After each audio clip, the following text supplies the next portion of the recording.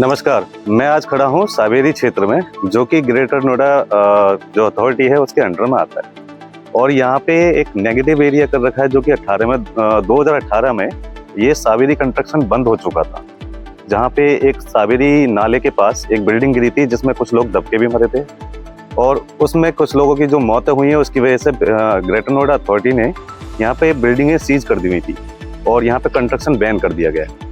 तो अभी एक बिल्डिंग मैं यहाँ पे दिखा रहा हूँ, जो कि एक बार देखिए कैमरा में, ये दिखा रहा हूँ।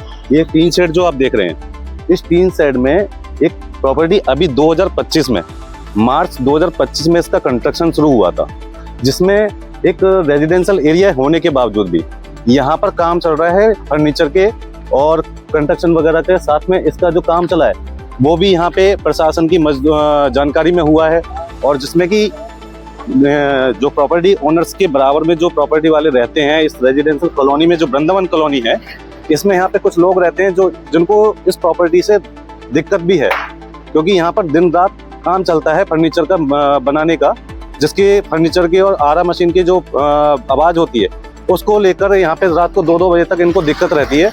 और यहाँ पर एक परेशान है, क्या नाम है सर आपको? गौरव शर्मा जी से मैं एक बार बात करना चाहूँगा कि गौरव जी क्या दिक्कत है आपको? जी गौरव जी बताइए। नमस्कार जी। तो गौरव जी, अभी आपको इस प्रॉपर्टी से लेकर क्या दिक्कत है?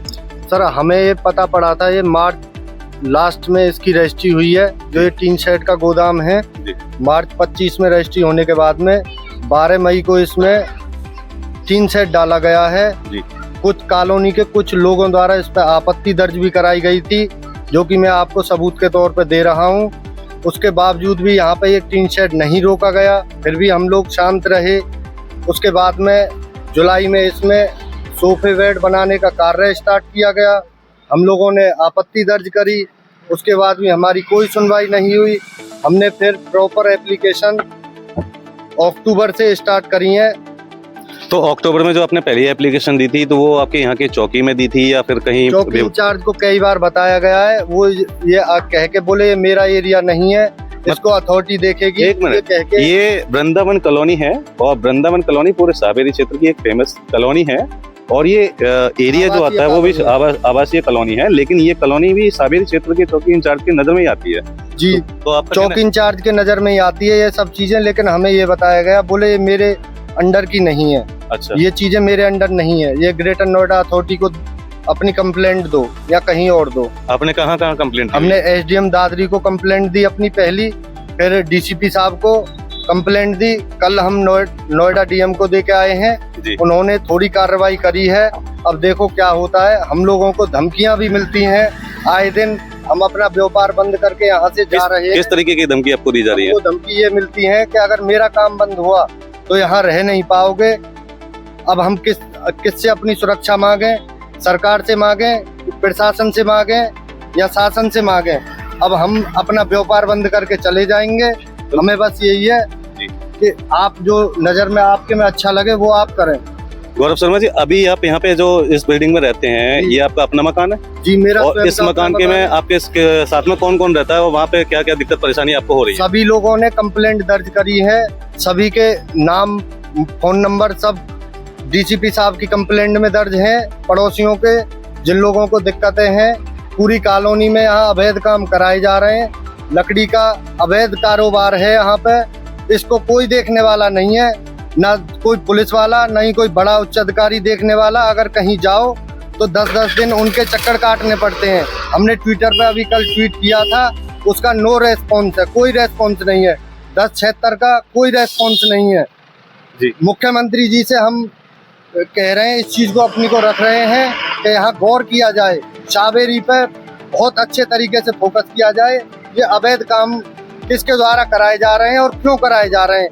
या तो इन निवासियों को यहाँ से हटा दिया जाए, तो अवैध काम पूर्ण रूप से कराए जाएं। जी जी। तो इसके अलावा आपने चौकी में लास्ट टाइम आप कब गए थे? जो आपने अभी हमें जानकारी दी थी कि चौकी इंचार्ज साहब ने हमें ये बताया था कि ये एरिया मेरे अंडर में भी नहीं है। ये लास्ट टाइम आपकी कितने दिन पहले की बात है? अभी 8 दिन पहली बात है। मैंने 8 दिन भी नहीं हुए लास्ट, अभी 6-7 दिन पहले मेरी बात हुई थी। मैंने कहा साहब रिपोर्ट दर्ज करा दो, आप एसडीएम साहब को रिपोर्ट भेज दो, यहाँ अवैध काम हो रहा है ये जेन्युइन।